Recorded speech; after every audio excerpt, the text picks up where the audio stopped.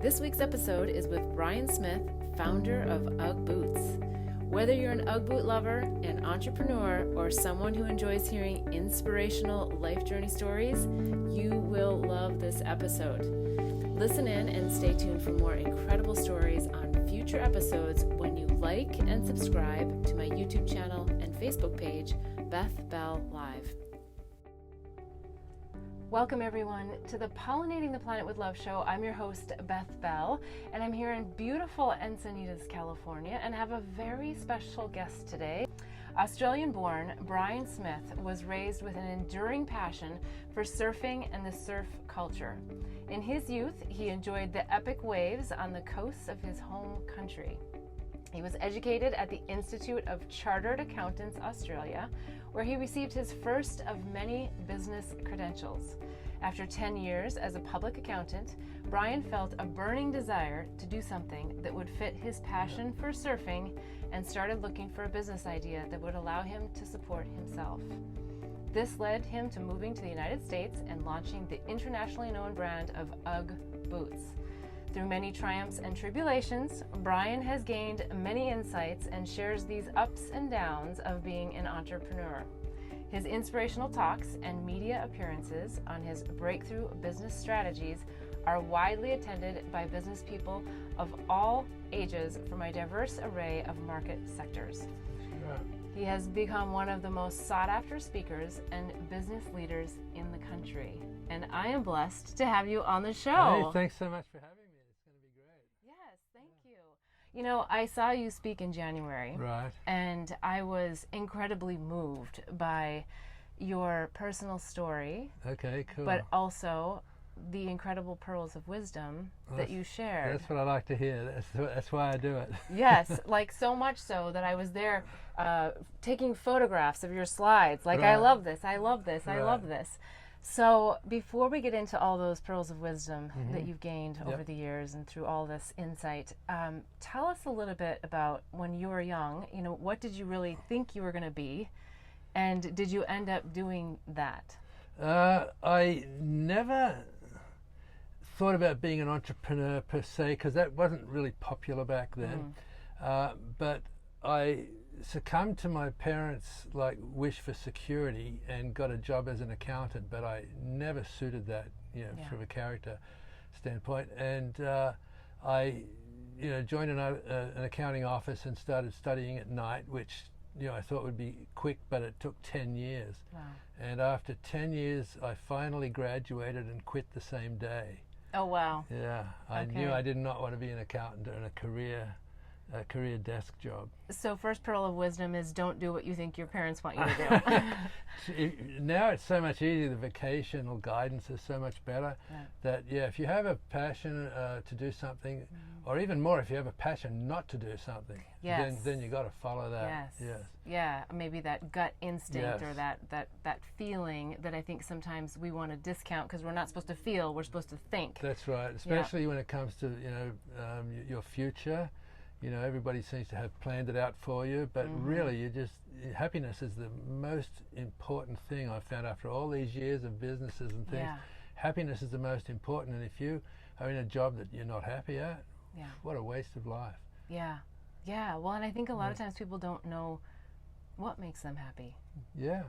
And that creates a dilemma as well. Yeah, well, the two words that I use, if you feel energized and inspired to do something every day, especially the energized part, because that means you can't wait to get at it again. Yeah. If you can find those two things, then you're you're on the path for a really good life. Yeah, it's great advice. So you're sitting there, you're an accountant, and you basically just resign, and then what happens from there? Do you know immediately that you're getting on a plane and coming to the United States? I had no idea what to do. In fact, it took weeks, and I was, believe it or not, listening to a brand new album, Dark Side of the Moon. Okay. And the words of the second song went, and then one day you find 10 years have got behind you. No one told you when to run. You missed the starting gun. And that hit me like a dart in the head. And I thought, oh my God, all my friends are tracking off to partnerships, and other friends had just gone into business after high school. They were all doing well, and I'd been running on the spot for 10 years. So that was a real kick in the butt for me. And So I'd begun meditating way back then. I'd bought a book on yoga. This is 40 years ago, way before classes.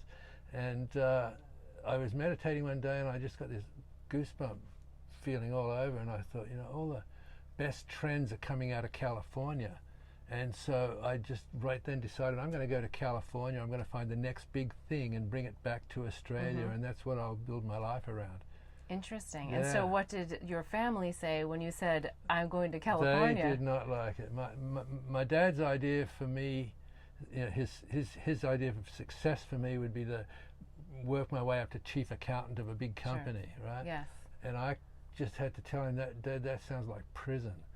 And so I got in the plane and I came to California with my surfboard and went to Malibu straight away because I always wanted to surf Malibu. And it was a couple of months before, I was looking everywhere in newspapers and, in the streets just for some new idea. And it was about October, I'd been there 3 or 4 months at the beach, and the wind had gone cold and the water was chilly. And I was pulling on my sheepskin boots after surfing, which we all did in Australia, and I got the goosebumps again. And I went, oh my God, there are no sheepskin boots in America. And that was like a huge revelation. And so, within the next day, I did some research and called up a manufacturer in Australia, and I ordered 6 pairs of samples, and that was the beginning of UGG. Wow. Yeah. 6 pairs of samples, and the beginning of UGG happened. Now, where were you living at that time? You were in Malibu, or had you? I lived in Santa Monica. Okay. I had a little house there. Yeah. Okay. Well, I remember you telling a story about Venice. I don't know where that fits in the timeline, that was like an aberration. And even my mind forgets it at times. But I did rent a little place in Venice at first, and I moved in, and like the house burned down the very first night I was in it, and there was bars on all the windows, and I remember crawling up to the front door trying to unlock it, and the flames are everywhere, and I just collapsed on the floor and just went, oh, I'm gonna die. And this voice that wasn't in my eardrums, and it wasn't me thinking, this voice just said, in a really calm, unhurried voice, just said, Brian, you haven't done enough with your life yet. And I just energized, and I went, you're right. And I just started punching out the windows and worked my way all the way down the house. Luckily, the bedroom was sunken by about 2 feet, so I had a pocket of air down there. Right. And I just started screaming because I couldn't get out through the bars. Right, because you're in Venice and there's bars on the windows for safety. And eventually a worker a couple of houses down came and got the bars off, and I escaped. And so, that was quite life-changing because I wondered about this. I still wonder about that voice, and I've just come to believe that there is a intelligence inside every one of us. God isn't out there in the heavens somewhere. There's a fragment of God in us, and it knows exactly what it wants us to do with our life. And every time we do something that's in alignment with that goal, that's when the goosebumps come. I was just going to say, it sounds like you listen through goosebumps. It's amazing. I still do, and when I'm on stage, I challenge people, next time you get the goosebumps, you just stop and think, what did I just think? What did I just decide? Yeah. Because it's pretty much going to be life-changing usually. Yeah, I love that part of it. Okay, so you pulled up your sheepskin boots. You realize these don't exist in the United States. Right. And you also probably realize as a surfer that why wouldn't every American surfer want a pair of these? I thought I would be an instant millionaire. Yeah. Instant. Because 1 in 2 Australians had some sort of sheepskin footwear. But I didn't count for the fact that Americans don't get sheepskin. Like Australians, we're born with, you can't rip it. You can get it wet and wear it and it stays warm. Yeah. It's insulates so well you can be minus 30 degrees or plus 80 degrees. Your feet still stay the same temperature. But in America, it's, we have mud and slush and they're too delicate and we can't get them dirty and they're sweaty and, So that took me years to overcome. It took me years to figure out that was the issue. And once I figured that out, it was pretty easy to get over it. But man, for 3 or 4 years, we got nowhere. Yeah, well, you literally pounded the pavement going to surf shop after surf shop. We started off in the shoe stores. Oh, you did? They just laughed us out of town. Like, in fact, one Nordstrom buyer told me, we don't sell those, we sell shoes. So it was like that bad. And I knew that lots of Australian surfers, lots of American surfers had been to Australia and bought boots back for their buddies. So in the surf market, it was pretty well known.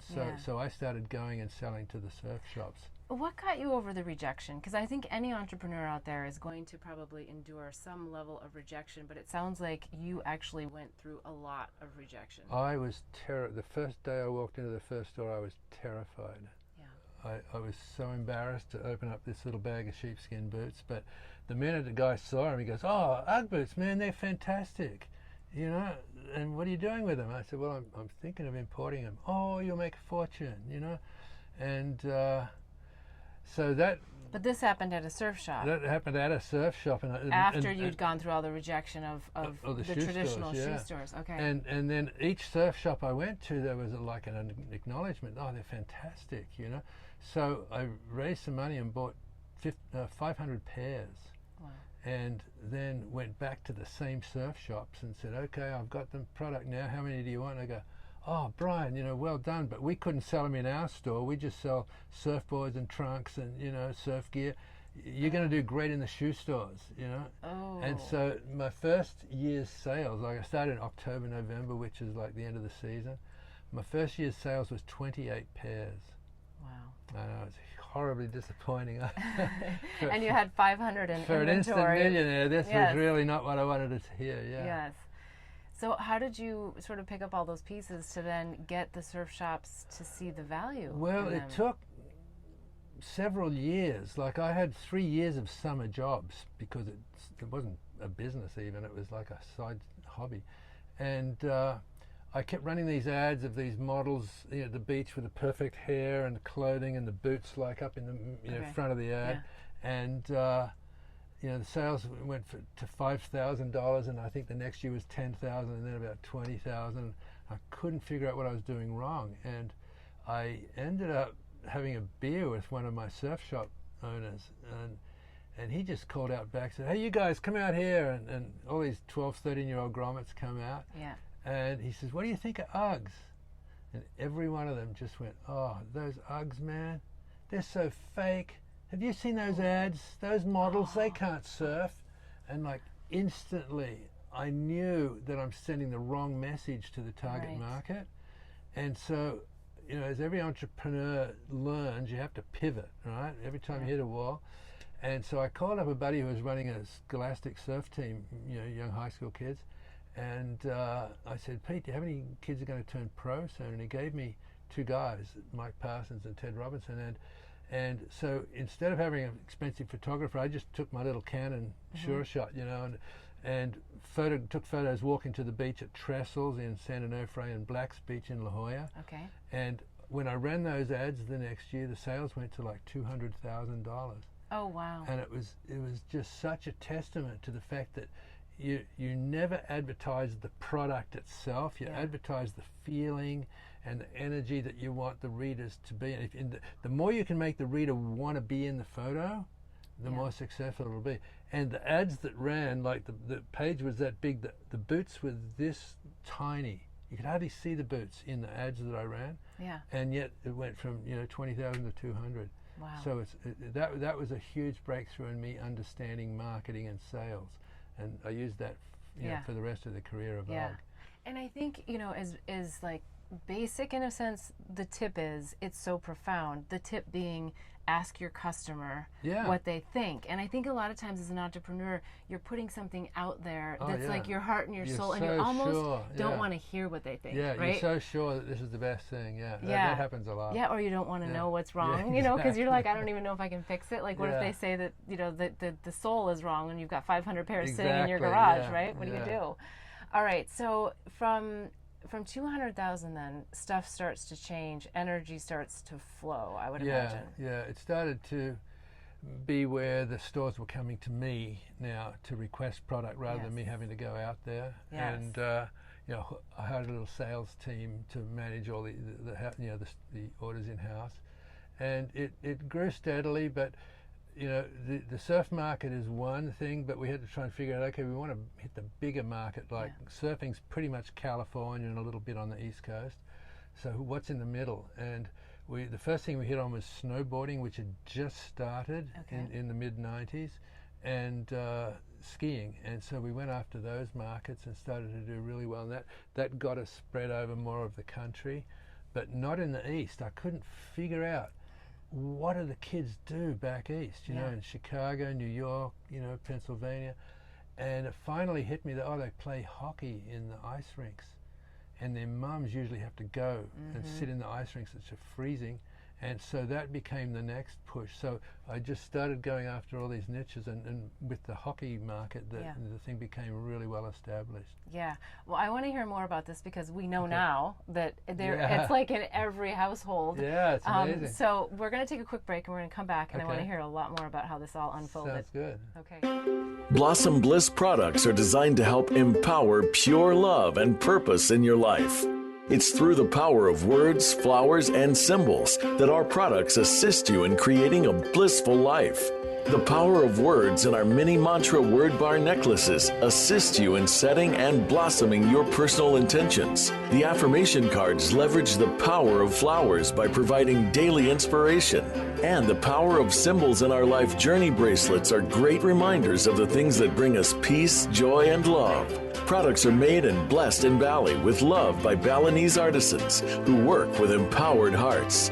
When you purchase jewelry with a bee charm, we donate to save the bees. Join us in pollinating the planet with love. Go to our website, blossomblissbali.com. Again, that's blossomblissbali.com. Welcome to part 2 of my interview with Brian Smith, founder of UGG Boots. More fascinating pearls of wisdom from his incredible life's journey. Stay tuned.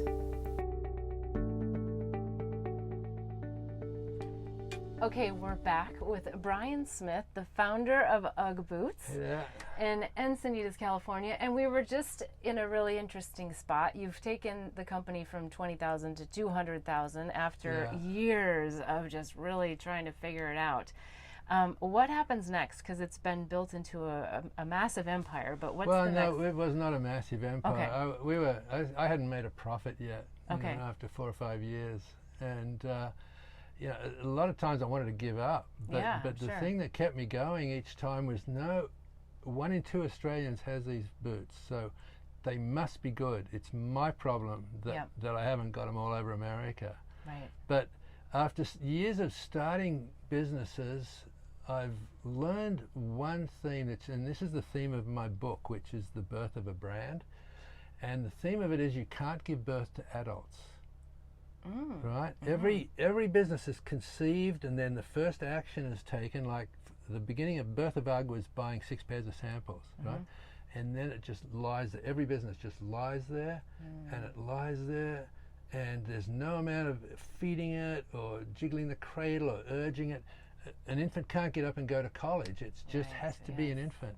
But eventually, if you keep nurturing it, it'll start to toddle. You know, the first buyers are starting to take interest, and people are writing articles in magazines, and all your true believers are starting to spread the word out, and that's a really cool phase. And that quickly goes into the youth, where you've got consistent orders coming in, the production's good, shipping and billing is great, the warehouse is fantastic, and that's a really great phase of every business. And you can run a $20-30 million business in that youth period.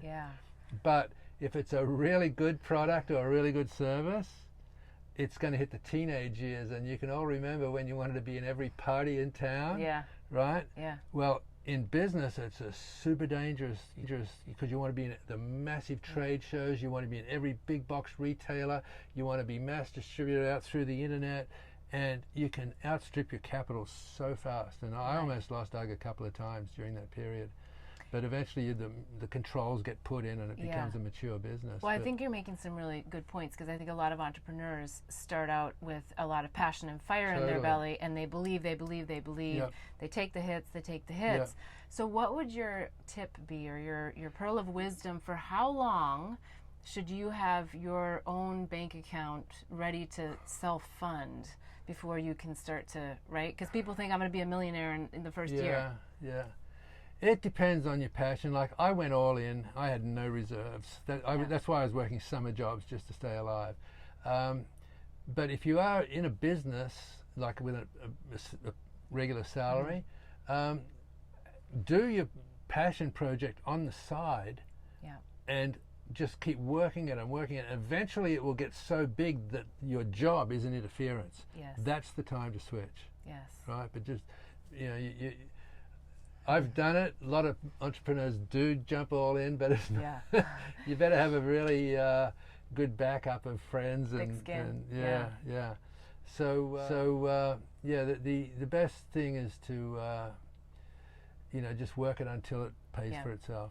Yeah, great advice. Yeah. Okay, so you've built the business, but you're still feeling like the profitability margins aren't where you want them to be. So what's sort of the next step? Because there was some critical things I remember from your talk that you went through as the company had grown and become more successful. Yeah, well, the profitability was always tough because the product was expensive, and there was huge retail kickback, especially with the retailers themselves, and so I couldn't do much. I had it as low as possible, so I had to figure out other ways of getting around the having to buy the inventory, because that was always a big problem. Cash flow to and even though I was an accountant, like a CPA, I didn't understand finance. And I thought, okay, we did $1 million this year and I'm broke. So I'll just sell 2 million next year and then I'll have an extra $1 million, right? Yeah. But what happens is you sell 2 million and you're still broke because you've got all this money tied up in inventory and receivables and it's still no money. So it was just like I chased that for year after year after year, and I eventually got an investor came in and said, Brian, that's profitless prosperity. You know? We need to get the margins way up, and I didn't think it was possible, but the next year we put the price up, like got much better margins. Nobody cared. Interesting. Yeah, they just, they saw the value. But at that point, the brand was established. It was pretty established now. Yeah. So people, it was almost passionate. If the kids at school are going, Mom, everyone at school's got a pair of UGG boots. I want a pair for Christmas. And that attitude was the breakthrough for us. It was in the mid '80s, where the moms are getting inundated with this demand or demands, right, from their kids, and they don't know that UGG's sold in surf shops and snowboard shops. So they start walking the malls to Tom McCann, Kinney, Nordstrom. I'm sure Nordstrom became one of your biggest retailers. And they're going, do you have UGGs? What? Never heard of them, Yeah. And so that Christmas, everybody, I remember there was a reporter in the malls going, hey, what's hot for Christmas? UGG boots. I can't find UGG boots anywhere, And that was when all the big department and mall stores came on board. And that was a very pivotal moment for the business. Wow.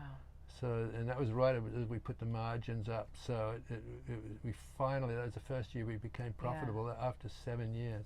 What about the entrepreneurs who haven't had the accounting background, who have a passion, who have a product, probably a really good product or service, right? But they just don't know how to do those finances? What percentage of money should they be willing to spend to get someone in to help them? Yeah, I can't answer that because everyone's so different. But you do need some financial direction, right? If I had a financier come in and said, look, Brian, it's really seasonal. You need a huge amount of capital here. You don't need it here. This is what the cash flow is going to look like, and then we could plan for it and raise the investment ahead of time. Yeah, life would have been great. But I was always chasing the doubling, right? Yes. Double the sales next year, double the sales next year, and so I was digging a bigger. The more successful I got, the bigger the problems became. Yeah. Well, and I think what I'm getting from you with that is find someone that's in the industry that you're in that understands these cycles, right? So that they can. There are people out there now, and now with the internet, and business plans, you can go out and buy a business plan and a forecasting model. You can do it yourself. It's become that common. There's always a cash flow button at the bottom when you put all the information into the spreadsheets. That's the way to go, but it didn't exist when I started. Yeah, well, people have to find that place within them to kind of wear all hats as an entrepreneur, and that becomes very difficult. Okay, so what were some of the big fears that you had, that you really had to push through, and how did you do that? I just had faith. I think that's the one word that I'll use. I had faith in some stupid things. There were, like, as I told you, we kept doubling in sales. Well, I had some very small investors to start, and they didn't have the capacity to put more money in, so I had to buy them out and bring in bigger ones. Okay. I had to buy them out and bring in bigger ones, and there was this one instance where I just brought in 3 new partners from Anaheim, and we were all going to own the company 25% each, but I didn't get my 25% till I finished a little lawsuit, trademark lawsuit. But I was the sales rep, for the company. Now, they were going to handle all the operations. I was going to be on the road, and by now I'd come to love sales. It wasn't even selling anymore.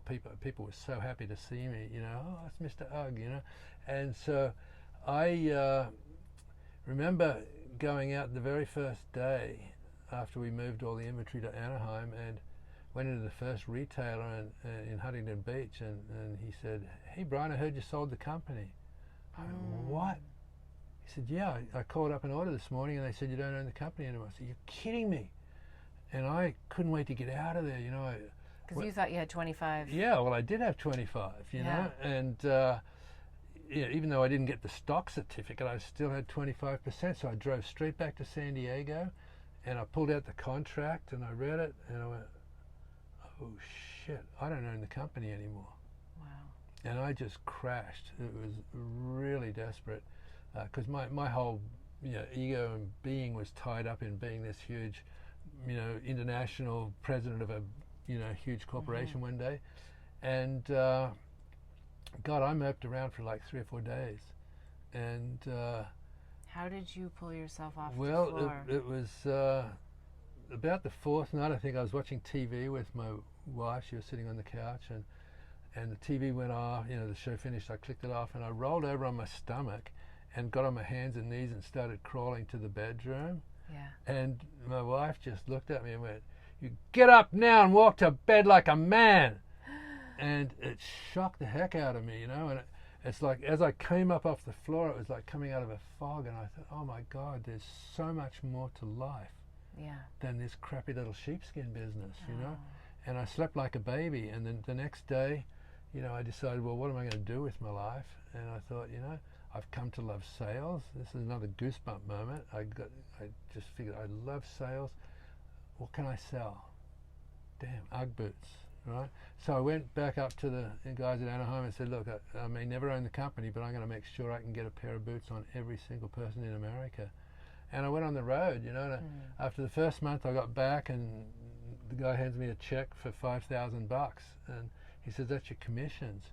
And that was the first money I'd actually really taken from the company. Interesting. And the next month, 10,000, and the next month another 10,000, and that made me realize, I've become quite a philosophical, and there's this theme that I have in my book, which is, your most disappointing disappointments will nearly always become your greatest blessings. And that was a perfect example of just having the rug pulled out from under me. And now I'm on the road having fun with all my surf retailers, playing golf with them and surfing with them, making money. And this happened for 3 or 4 years, And eventually, things transpired where I got 100% of the company back. And, I don't know if you want to go into that, but well, it's an amazing story, and I think I feel like what the big pearl of wisdom that you just gave about disappointments and seeing things differently, shifting your perspective, shifting your attitude off the floor, walking back to the room, all of those things are so critical and so easy to say in some ways, but more difficult to do when you're actually in these situations. And that's part of why I'm so successful as a speaker. Well, I won't say successful. That's why people love me on the stage, because I don't talk about, and then I made $1 million here and I made $50 million there, and I go into the dark side. You're very raw and real. Of business, right? Yes. And it's perseverance that is the most critical element for every entrepreneur, because you're always going to have obstacles.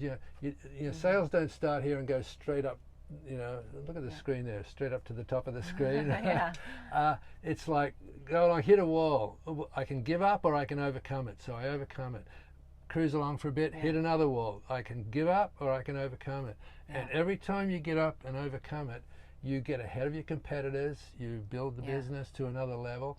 And it's really what all business is just persevering. Yes, but what I also heard you say that I think is a really important thing with the perseverance is the pivoting that you spoke of earlier, because sometimes you don't want to persevere down that particular road. Exactly. You need to know when to pivot, and it's all about the and customer. Every time you hit one of those, that's a pivot point, Every time you hit a block, it's a pivot point. It's a pivot point. Yeah, and you had plenty of those, so you can speak from lots of wisdom.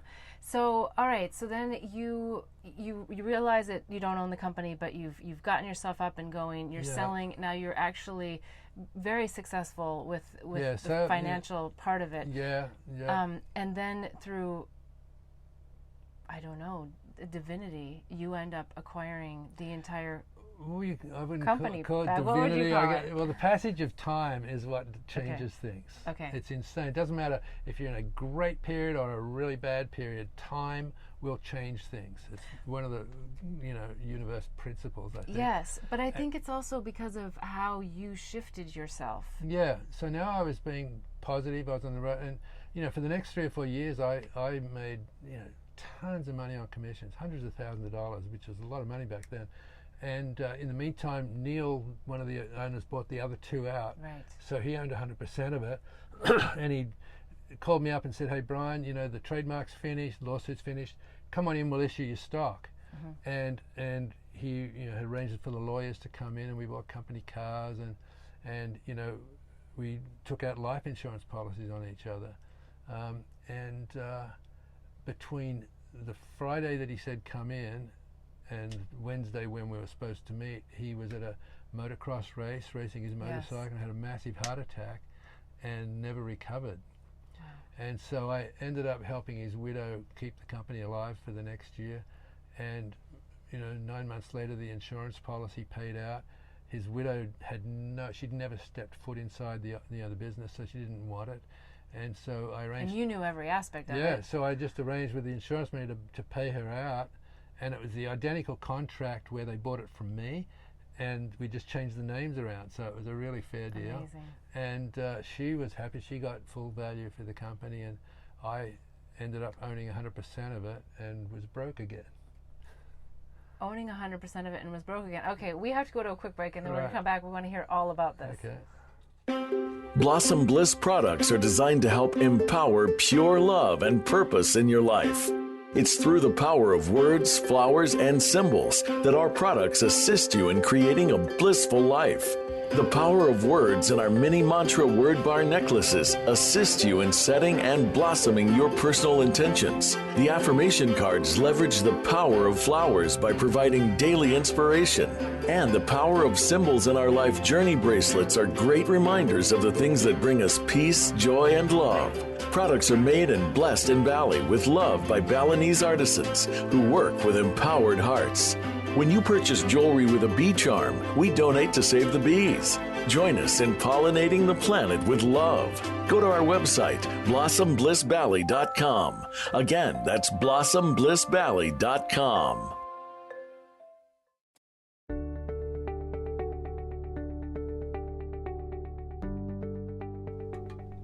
We're back with Brian Smith, and we were just at another pivotal point in your life. You've acquired the entire company back.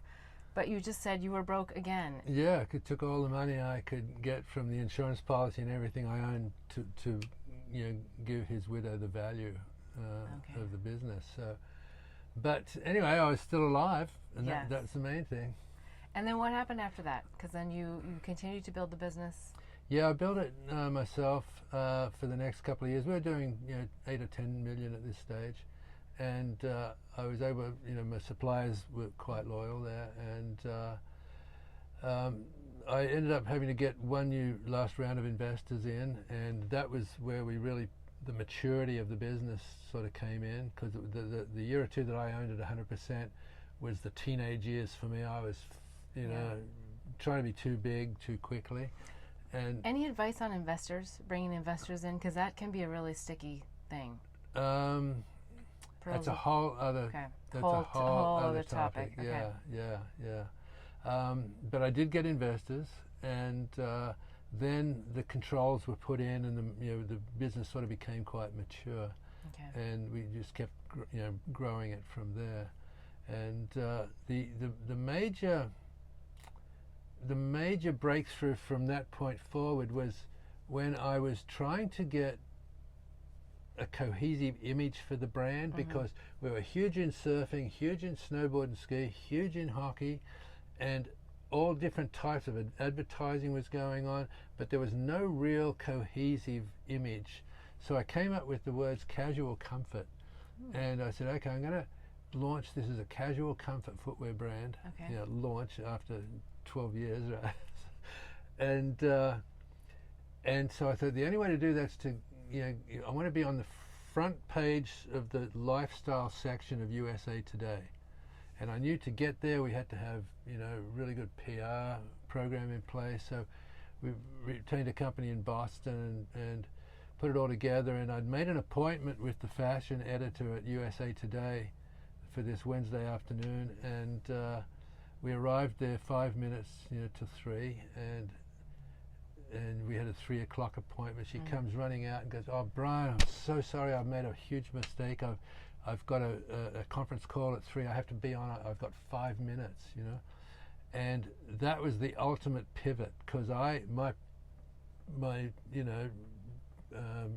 talk was like 15 to 25 minutes, depending on how much we went into it, and all the collateral. I knew I couldn't do that, so I reached into my briefcase and I had an old folder which I'd thrown all of these photos of celebrities in for 15 years.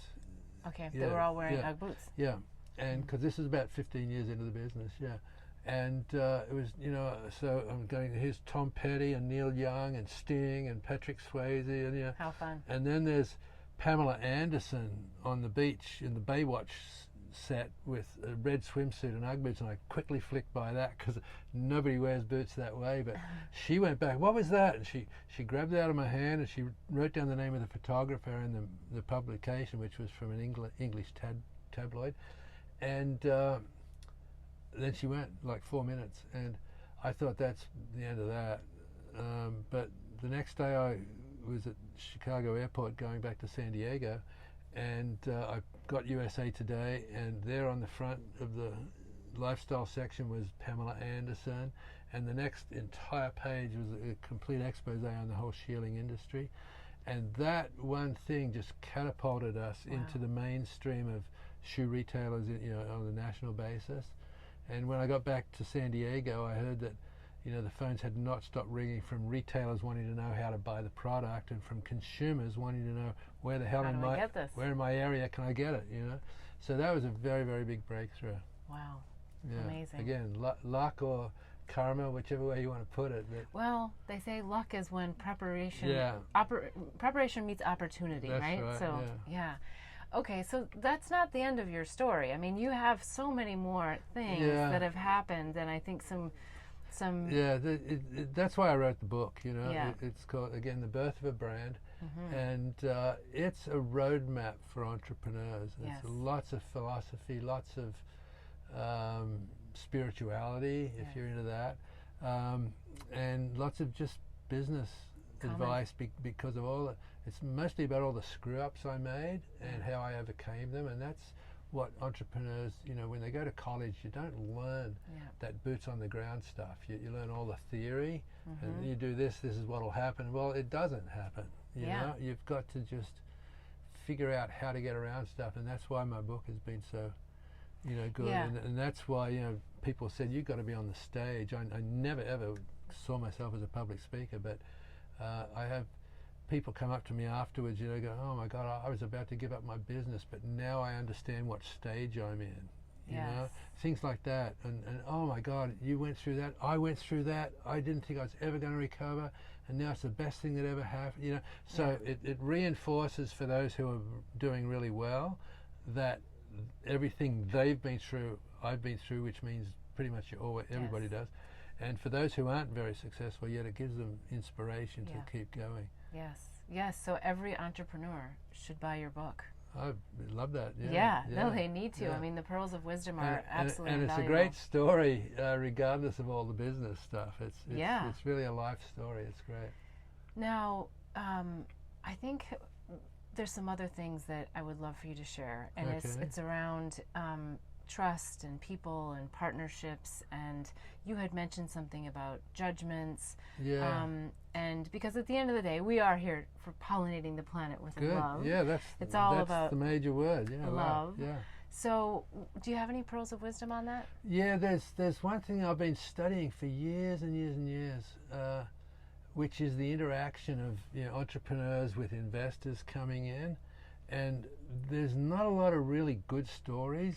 There's a couple where they both go through the roof and everybody's high-fiving, but that generally doesn't happen. Usually the investor comes in, when the entrepreneur's trying to get money in, he just wants the investor on the bus, right? Yeah. But the investor's thinking, how the hell do I get off the bus, right? So there's a complete dichotomy in the mentality. The entrepreneur thinks, God, who cares when you get off? It's going to be so fantastic. We're all going to make fortune. But the investors are money oriented, and they're usually looking for security. And I found in my experience that I'd had to buy out various investors that couldn't raise it to the next level, and there was usually a bit of disgruntlement involved. But the new ones coming in saying, I don't want anything to do with your old investors, or it's get them out, or we're going away. So and those people quite often would fight that, and and there'd be a tussle for control and all that. And the tendency is to think, God, they're so evil, they're so, they're just not being friendly, or wanting to take advantage of you, or and also, what's happened in retrospect is that, and this is the last closing part of my book, is that I've reconciled to the fact that everyone comes into a business with their own expectations, right? And all they're doing is trying to do the best thing for themselves that they possibly can, right? And so I want to use a little illustration, right? Let's say you're walking along a path in the forest, right, a narrow trail, and suddenly this filthy little animal comes out, half human with a club, and is snarling at you.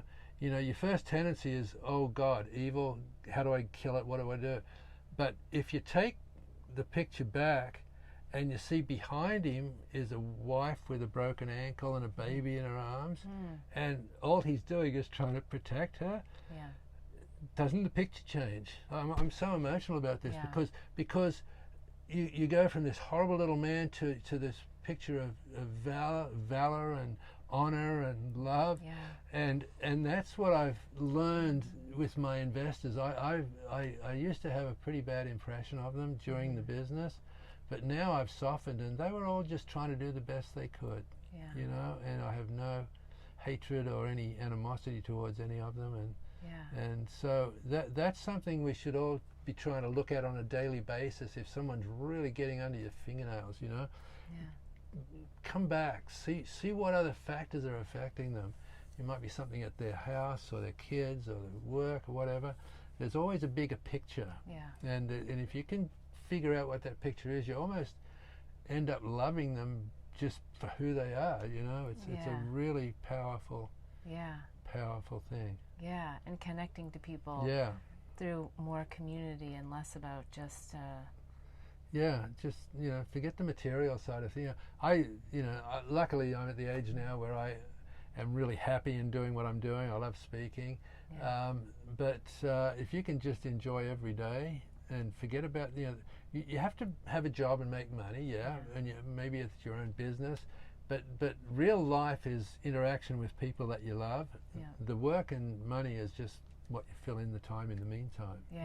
Well, and I think with that, I also want to say that whether you're an entrepreneur and you buy his book, or you're sitting in an organization and you need a little inspiration, because I've heard you speak, I Right. know that Yeah. you don't have to be Yeah. an entrepreneur to No, gain that's and for harvest sure. a lot of pearls of wisdom from That's for you. sure, So yeah. if you're in an organization, I think he's a great person to bring in, because you really do bring that life experience. Yeah. And I think And the it- changing of the lens of how you've seen life, how you've lived life. Yeah, is- that's what I like to share, and it crosses all types of businesses. Yes. Doesn't matter if it's financial services or, I've spoken with car repair franchises and EO and YPO and all that, and everybody gets something out of it. There's some value there. Yeah. Now, before we close out the show, because we are really kind of speaking about this heart-centered Right. place and living life from a place of love. Right. You may or may not know that we have, for the Pollinating the Planet with Love campaign and tour, we also have something called the Pollinating Love Mudra. It takes Mudra. 20 seconds or less, and I'm wondering if you'd be willing to do it with me. right now. I have no idea what it is. Okay, I love it. I'm game. It's very simple. It only Okay. requires 4 things. Okay. Your heart, Yep. your hands, Yep. your eyes, Yep. and most importantly, the intention to give and receive love unconditionally in this moment. Okay. Okay, so here it is. So just if you would do it along with me, take your fingertips, put them together, Right. put your wrists together, and then you've got a little lotus flower here. Oh yeah. Look Yep, at that. yep. Yeah. And then you don't have to keep your elbows, but then Right. take your lotus flower, put it right up to your heart. Like I like to actually touch the breastbone. Right. And it's your 4th chakra. Now, I close my eyes just for a few seconds and I think about something, someone, or some place that brings me peace, joy, love, feelings of bliss. And when you have that in your heart, I would invite you to put it into your little lotus flower. You might actually even feel your hands start to get warm, and I like to envision a little ball of light. You got it in there? Yep. Okay, so open your eyes, and now we're going to share it with each other. So we're going to blossom our little lotus flower. So your hands just raise gently, and then your middle fingers open, your index fingers open, your thumbs open, and then you start to blossom, and we're going to share with each other the love, and then we're going to sprinkle it out into the whole world. What a great, that's called a mudra? And we're going to come Fantastic. back to namaste. Okay. I honor the divine in you. Love Yes. it. Thank you. Yes, thank you. So that is a mudra. That's a first. Yes, thank you for I love doing it. that. Yeah, Yes, my and pleasure. I enjoy doing it with friends, family, strangers. I did it with an Uber driver the other day. Really? We had one of the most emotional moments with complete strangers, but it's just about taking a moment for connection. Yeah. To ourselves and being grounded and connecting with others. Yeah, I hold that value as the future of our planet. Despite the chaos Yes. that we see on a daily basis, that's the answer: is everyone loving each other. Yes, and the mission is Pollinating the Planet with Love, Yep. and it's really to help shift chaos Yep. to bliss Yep. and loneliness to love. I love it. And I don't mean being alone I love necessarily it. from That's loneliness. It's bloody- about being connected. Yeah. Yeah. I love the goal. Yeah. Yeah. Okay. Now we want to make sure that we tell all the listeners and the viewers where they can find your book, Sure. your website, so any social media, and I'll be sure to include it all in the links below, but let's just make sure that they know what Okay. you have out there. My book is called The Birth of a Brand, and it's available on Amazon. My website is uggfounder.com, uggfounder.com, and you can find me on Facebook and Instagram and stuff like that. Yeah. As Brian Smith Ugg, and I'd love to hear from you, especially if you think I could add value to your group or your business. Absolutely. Yeah. All right. Well, with that, we're going to close out the show and wishing you bliss and all the listeners and viewers bliss so that we can all help in pollinating the planet I love with it. love. Bye, everyone. Thanks for joining in to hear the life journey stories and pearls of wisdom of me and my guests. If you found this inspiring and want to hear more, follow me and the show at Beth Bell Live on Facebook and YouTube. I'd love to have you join in the mission of pollinating the planet with love. And if you want to know more, sign up for our newsletter at bethbell.me bethbell.com/show and get the latest updates on the tour.